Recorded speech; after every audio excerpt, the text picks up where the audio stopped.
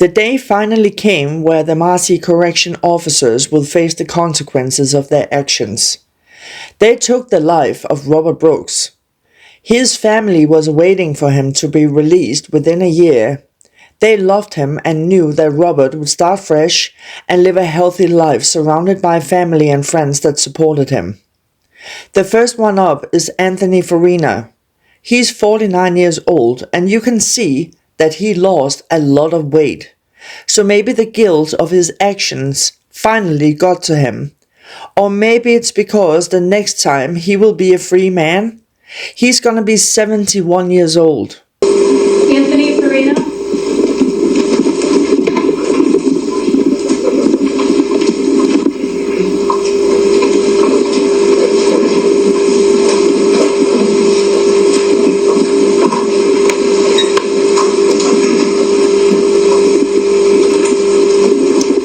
This is the matter of the people against Anthony Farina, indictment 25035. This matter is on for sentencing today. I'll note I do have a number of requests to get from the news media, but I've addressed this previously, effectively told them that they could cover today's proceedings unless I have an objection to the contrary. Is there any objection from the parties? No, Your Honor. Mr. Beato? No. Court will permit the same. As I said, we're on for sentencing. As back on September 22nd, the defendant did plead guilty to one count of manslaughter in the first degree, the agreed upon sentence being 22 years in state prison with 5 years of post-release supervision, a waiver of appeal, and mandatory state surcharges. Is that the people's understanding? Yes, Your Honor. Beato, that's your understanding? The people move sentence. People so move, Your Honor. Would you like to be heard? Yes, Your Honor.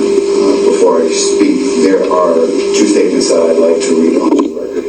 The first being from Robert Jr., the victim's son. Last December, I watched you beat my father to death on camera. You showed my father no mercy at all. You treated my dad like he was an object and not a human. Watching your actions on camera felt like I was stuck in a horror a horror movie, and you guys were the monsters. I felt broken, and there was nothing I could do.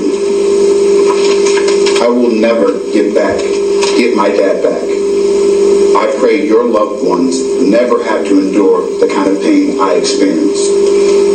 All of this could have been avoided if you and your fellow officers just did your job. My dad would be alive. I pray this case teaches others that they can't treat incarcerated people like animals. I pray this case sparks real conversation about the need for change to the prison system that you are entering. This time, we're in green instead of blue. Now, Your Honor, I will read the statement from Jared Ricks, the brother of the victim. Good morning. My name is Jared Ricks, and I'm the brother of Robert Brooks. My brother was my idol growing up. He was wise beyond his years, had a heart of gold, and lit up any room he walked in. I will not allow these fateful final moments to define his legacy. Over the last 11 months, my family has felt so many emotions. Grief, anger, resentment, hopelessness are all of the top of that list. Witnessing someone you love being treated with such cruelty by the correctional officers of the New York State Department of Corrections and Community Supervision has opened our eyes to the atrocities transpiring behind those walls. My brother's situation was an anomaly. Not because these organized beatings of incarcerated individuals don't happen. We know that they do. But because the 30-minute recording of the body-worn cameras exists. We've heard countless stories that mirror the events of December 9th, 2024, but justice was not served. Today, we get justice. Today, we heal just a little bit, knowing that you are no longer authoritative figures of this system that failed Robert Brooks. You will now have a unique experience of going from officer to convict. As you men begin your journey into the New York State Department of Corrections, I hope your welcome committee shows more grace than you gave my brother on December 9th of 2024. Your Honor, we would just ask that these statements be incorporated to the following sentences of the other co-defendants. We won't reread those for each one of those sentences. Your Honor, I'll just briefly follow up with a statement from the people. And Judge, obviously there's not much more that I can say that the family, Mr. Ricks and Mr. Brooks, haven't already. And it is important that we now get to shift our gear to the focus of the victim and what happened to him. This entirety of this investigation and this trial and these pleas and sentences were focused on the defendants. They're focused on their atrocities and their actions. And I think Mr. Ricks and Mr. Brooks appropriately stated who their father, who their brother was. And that's important to know. It's because in their image, in their eyes, we get to see the man that Mr. Brooks was. We get a sense of who he could have been, not for him coming across these individuals. When we circle back to the beginning of this investigation, we get a deeper look into the Department of Corrections and what goes on in the correctional facility. And unfortunately, Mr. Brooks came across Mr. Farina on that day. Mr. Brooks, in search of safety and security because of experiences that he was enduring in the Mohawk Correctional Facility, it came to light that he was seeking safety and protection from the wrong place, unfortunately. That when he received that welcoming committee, it was not from the individuals that were supposed to be protecting him, and yet it was those individuals that became his abusers. Throughout the investigation, you'll see, or we've seen, that he's beaten, he is broken, he is unprotected, he is unsafe, and these men took advantage of that, of a man in that dire straits. And it is unfortunate that we won't be able to see what Mr. Brooks would have done with his life after he exited that facility. We have gotten to know Mr. Brooks and Mr. Ricks very well throughout this process, and I've heard a lot about who their loved one was, and I got to see who he was in their eyes and how they spoke about him and who the men they are. And I can only imagine that Mr. Brooks would have been the same if given that opportunity. Judge, these correctional officers are in a facility and doing a very hard job. And in this investigation, it is said many times that they are living the same life as those individuals when they go behind that wall. But the truth of the matter is, Your Honor, the expectations of these officers are different. They are held to a higher standard. They are behind that walls to be better, to do better, to help individuals be better once they are released. This investigation has shed light that is not happening, that did not happen, that they took away that opportunity from Mr. Brooks.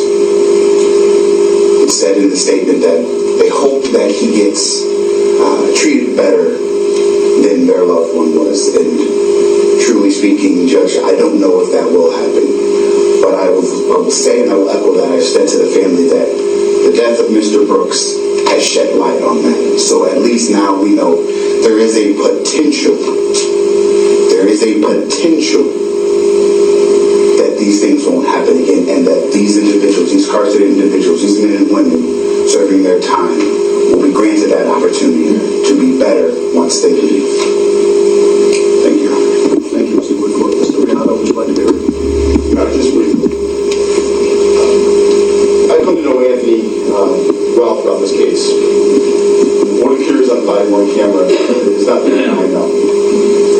For 24 and a half years, he served in the New York State Department of Corrections as an officer, one of the most demanding, dangerous jobs in public service. An environment where officers are routinely berated, assaulted, and placed in harm's way. Having served in that role myself, I understand firsthand the toll that takes. Despite those conditions, Anthony showed an honor, professionalism, and courage. His personnel record reflects multiple accommodations, including several occasions where he intervened and rescued inmates. Outside of his service in the state, he's been a devoted husband for more than 20 years. He has raised 3 children who are positive, productive members of this community. From the outset, Anthony has expressed genuine remorse. He understands that the situation here deteriorated regardless of the circumstances unfolding. He knows he should have intervened. While friends and family urged him to continue fighting these charges, he insisted on taking responsibility and directing the result of this case. Some may attempt to define him solely what occurred on December 9th, 2024. But that isolated moment does not erase a lifetime of honorable service, personal sacrifice, and meaningful contribution. His character, his career, the way he's lived his life, the family he's raised, speaks truly to who he is. Thank you. Thank you, Mr. Gatto. Mr. Farina, was there anything you want to say prior to being sentenced? Well, for the record, the defendant did waive his right to appeal at the time of his plea, so I'll not be going over those rights again. One thing I want to clarify, I did receive your sentencing memorandum, Mr. Riato, and with the number of statements on Mr. Farina's behalf that were attached there too, there was one overriding theme in a great many of them, which implored me to show leniency and impose a sentence less than was agreed to by the parties. So we're all very clear and very much on the same page. This is an agreed upon sentence. This is an agreement that was reached between the prosecution and the defense. At this juncture, this court has no authority for the people's asking to sentence to a minute more than was agreed to, or for anyone else is asking to sentence to a minute less than was agreed to. The agreed upon sentence is what will be imposed here today.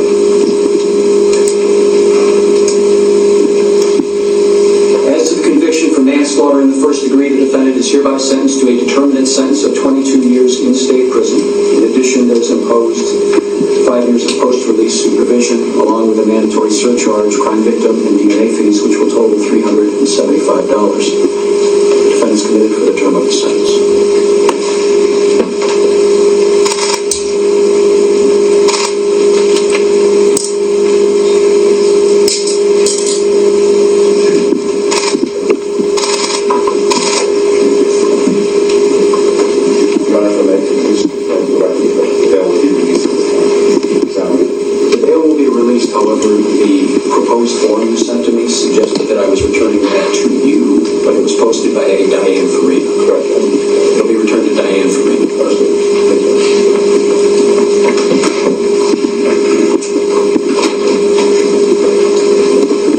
Now we see Nicholas Anzalone. He's 44 years old.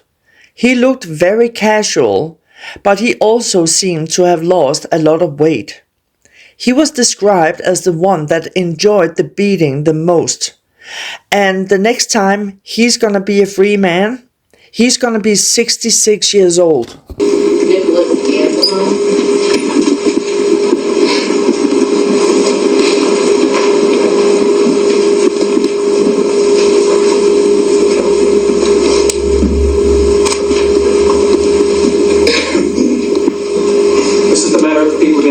Anzalone, indicted 25035. This matter is on for sentencing. As back on September 22nd, the defendant pled guilty to 1 count of manslaughter in the first degree, with the agreed upon sentence being 22 years in state prison with 5 years post-release supervision, a waiver of appeal, and surcharges. Is that the people's understanding? It is, Your Honor. Counsel, that's your understanding? It is, Judge. Do the people then move sentence? People so move, Your Honor. Would you like to be heard? Briefly, Your Honor. As I previously stated, we were provided the impact statement that I've read, and I would just like, for the record, that that be attached to this sentencing with Mr. Anzalone as well. And again, Judge, I won't belabor any of the points that I've already stated under Mr. Farina's sentencing, but, Your Honor, I think it is important that while we have seen the videos, the relevant videos in this case many times, both in the media, in the trial, and throughout this investigation, and truthfully speaking, I don't want to harp on that video any more than we have to, because it was traumatic for all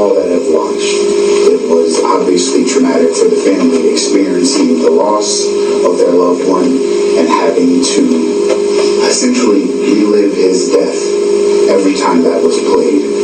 And I don't want to add to that, but there is something important that needs to be noted as it relates to this defendant in reviewing that video. And it isn't necessarily all of the violent attacks and assaults and abusive behavior that he inflicted on the victim.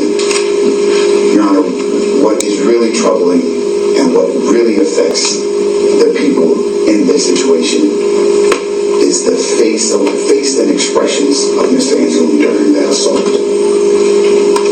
Of all of the defendants and all of the individuals that were present and or assisting in that assault, Mr. Anzalone seemed to be the one that got enjoyment from it. There seems to be many points during that assault where it was not only gratuitous, but it was enjoyable. That is one of the most concerning things about this case and the Department of Corrections as it stands right now and the atrocities that go on in those facilities.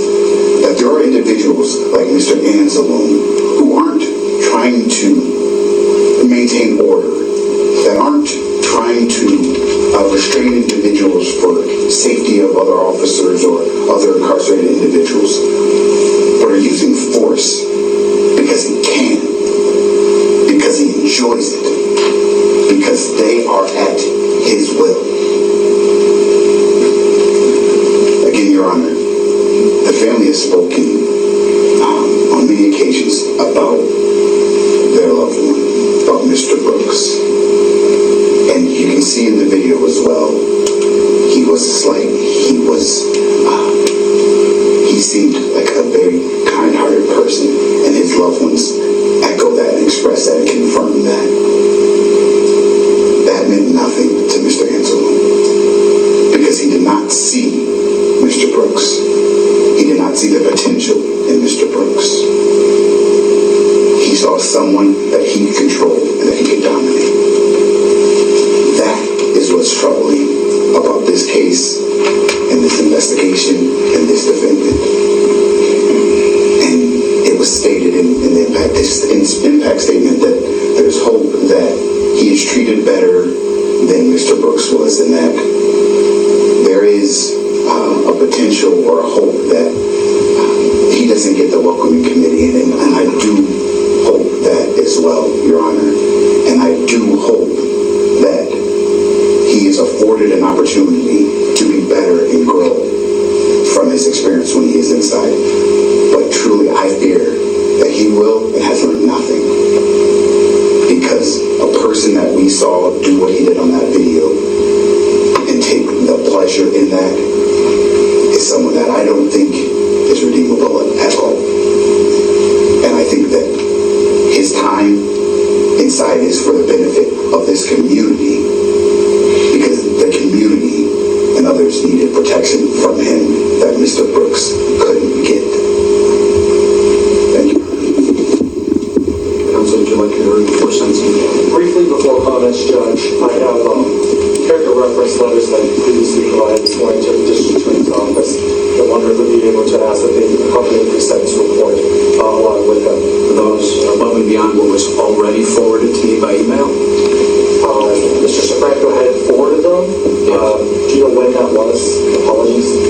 Yesterday. I've been being peppered with those one after another right through yesterday, and I can attach each of those to the pre-sentence investigation already. Perfect, Judge. I appreciate that. But other aspects is there's, based on medical conditions in type 1, we have some letter from his endocrinologist that has to be able to accompany the pre-sentence report as he goes with him to the prison. You're welcome to attach that as well. Thank you, Judge. Go ahead. Anybody else? Yes. Any comments, Judge? I was really wanted to talk about, all this time I'm representing Mr. Anzalone, not just him, and echo comments that Mr. Briolo made about service and character, having met his client for so long. I was going to talk about Mr. Anzalone's family, and I'm going to do that briefly, but In direct response to the comments, I've been speaking to Mr. Anzalone for months before even the finalization of the investigation and ultimate arrest earlier this year. And Mr. Anzalone, who's standing before Your Honor, ready and able to be sentenced for the worst decisions he's ever made, takes no enjoyment in anything that occurred that evening.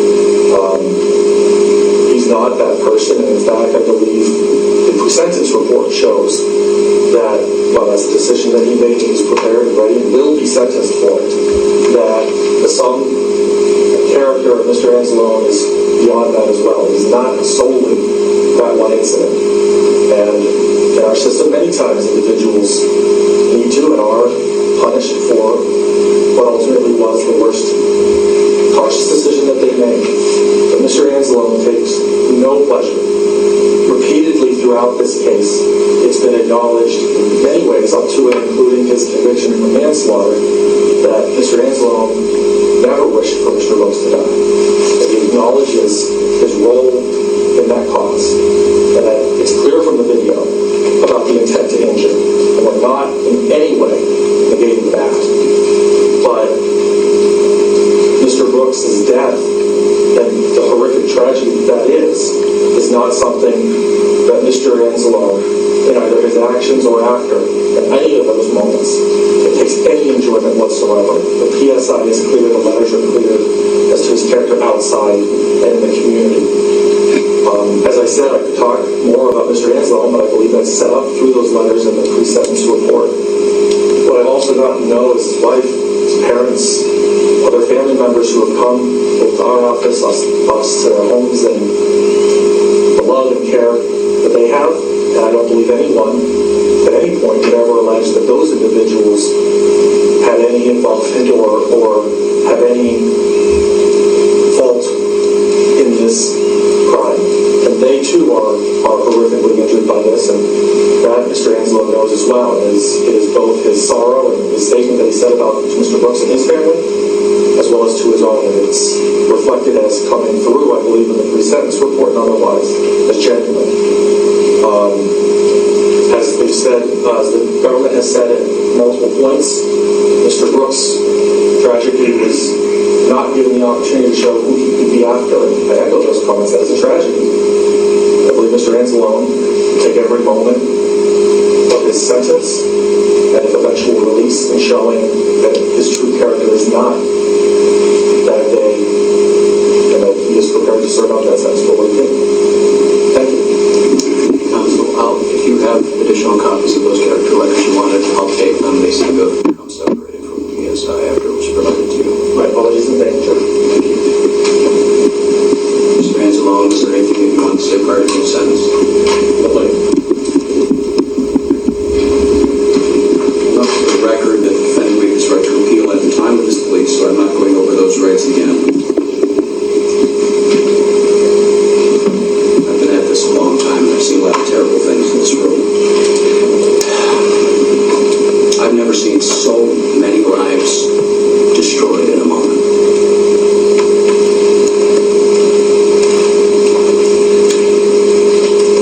The defendant is sentenced as follows. As to the conviction for manslaughter in the first degree, the defendant is hereby sentenced to a determinate sentence of 22 years in state prison. That is along with 5 years post-release supervision.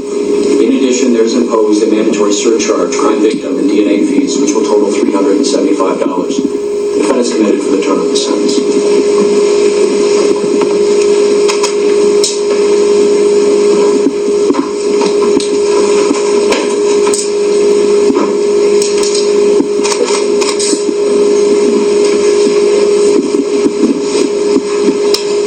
The next one is Michael Mashaw. He is 47 years old and he pled guilty to second-degree manslaughter. He is facing 3 to 9 years in prison as agreed in his plea deal. He was the sergeant that night. He saw what was happening and he just stood there and watched and he did nothing to stop it. He didn't join the beating either. It almost felt like he froze and couldn't move. Mashaw was sentenced and the judge was clearly very shocked and disappointed in him. Listen to what he said. Mashaw will be 50 to 56 years old the next time he's a free man. Michael Mashaw.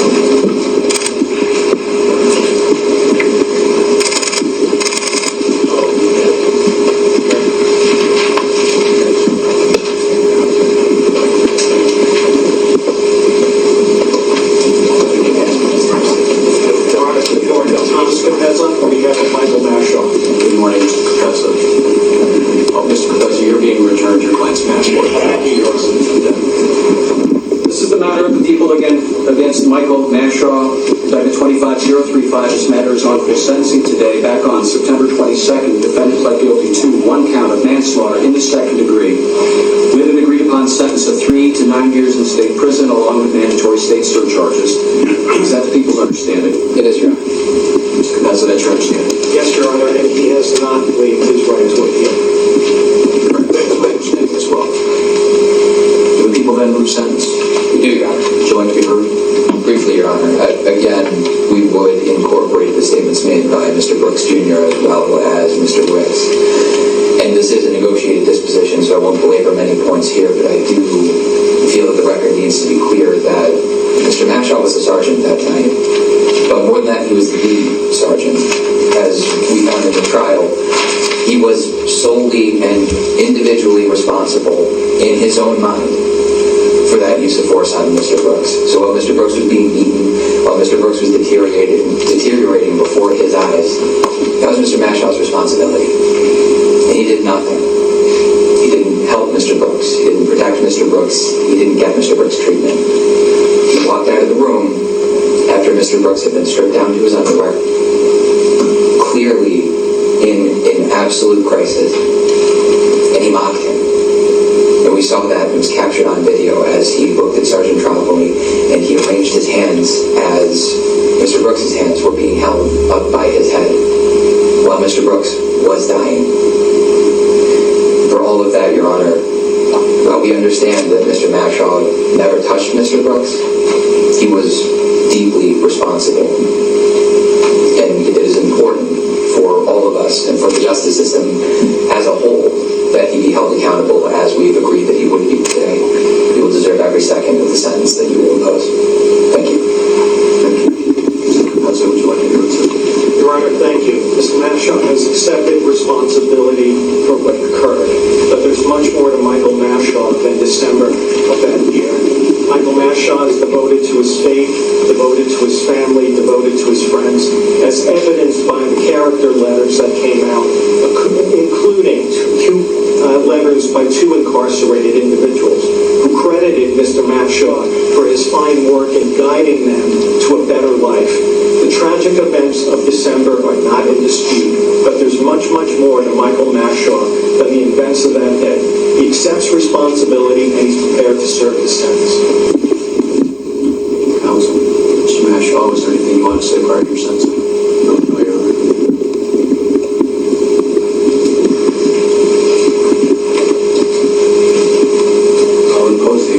Sentence. I did review the character letters that were submitted. They speak very well of you, Mr. Mashaw.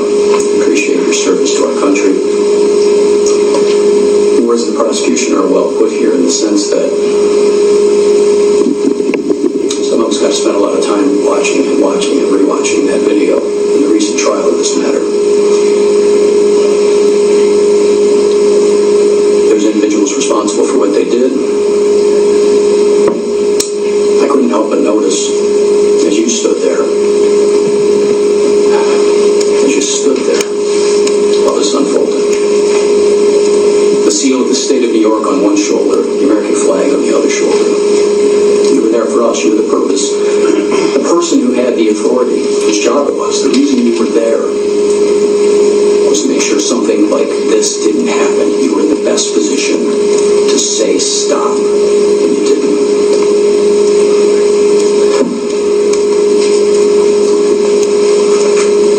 Manslaughter in the second degree, the defendant is hereby sentenced to an indeterminate sentence of imprisonment, having as its minimum 3 years, its maximum 9 years in state prison. In addition, there is imposed a mandatory surcharge, crime victim, and DNA fees totaling $375. The defense committed.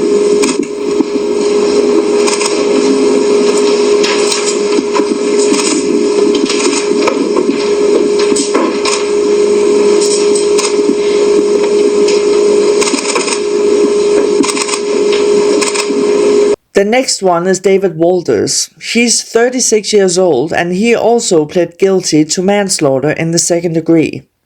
He made a plea deal to serve 2 1/3 of 7 years in prison.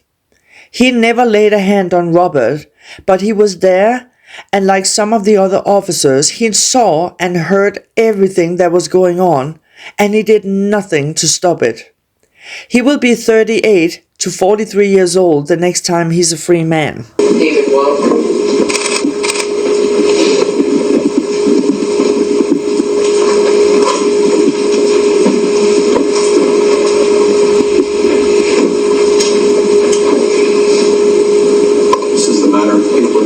Walters, indicted 25035. This matter is on for sentencing. Back on September 22nd, the defendant pled guilty to 1 count of manslaughter in the second degree, with the agreed upon sentence being 2 1/3 of 7 years in state prison, along with mandatory state surcharges. Is that the people's understanding? It is, Your Honor. Mr. Passalak, with that charge? It is, Your Honor. People that move sentence. We do. Would you like to be heard? Again, briefly, Your Honor. The statements of Mr. Brooks and Mr. Ricks, again, we would incorporate and we would rely on that to speak for Mr. Brooks himself. But one more time, something does need to be said about Mr. Walters himself and what he and his actions and his conduct show about really the incarcerative system as a whole, as it stands. I expect we'll hear that Mr. Walters didn't do anything, that he wasn't in the room very much, and those things may be true, but he was in it, he was around it, he was hearing it, and he saw among the worst portions of the assault, and we know that because we see him on video. And not only did he not do anything, he barely reacted. And I think more than anything else, that is what makes this case so important and what makes it so egregious. The violence is bad, and watching a group of people in a position of power abusing and ultimately killing a helpless, restrained man is bad. But what's worse is the indifference about it. What's worse is that there were corrections officers in that room, and Mr. Walters among them, who didn't seem to think that any of this was even out of the ordinary.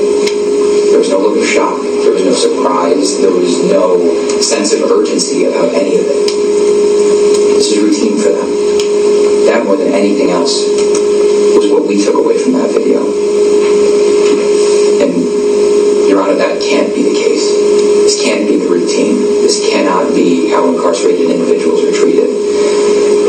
And this defendant going to prison, despite not touching Mr. Brooks, won't bring Mr. Brooks back, but it'll disrupt that routine.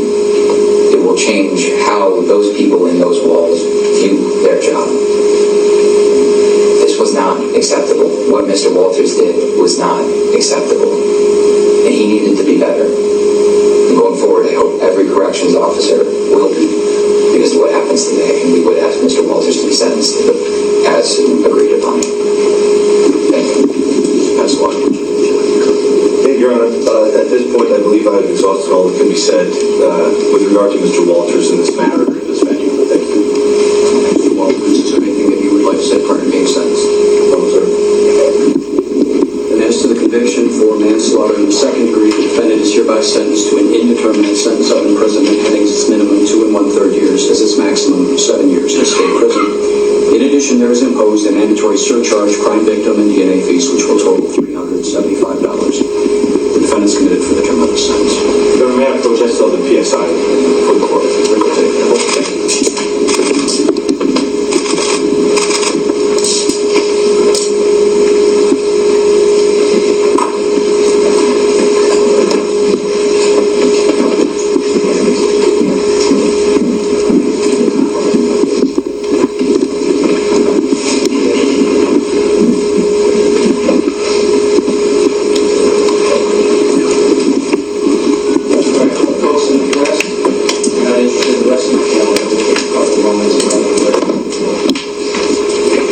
Now there's only 2 officers left to face the consequences of their actions.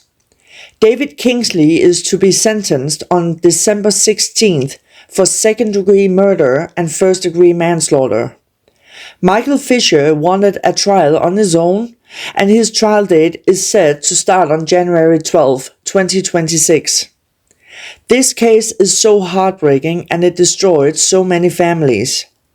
One thing that really makes me wonder is Anselone, Farina, Walrath, and Kingsley. They really seem to enjoy the pain and suffering that they put on Robert Brooks, and I can't help but wonder what their private life is like behind closed doors, and how they are treating their wives, girlfriends, and their children. I hope and pray that things are gonna change in the prison system. My heart goes out to everyone affected by this horrible crime.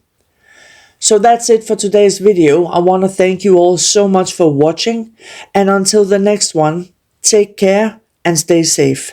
Bye.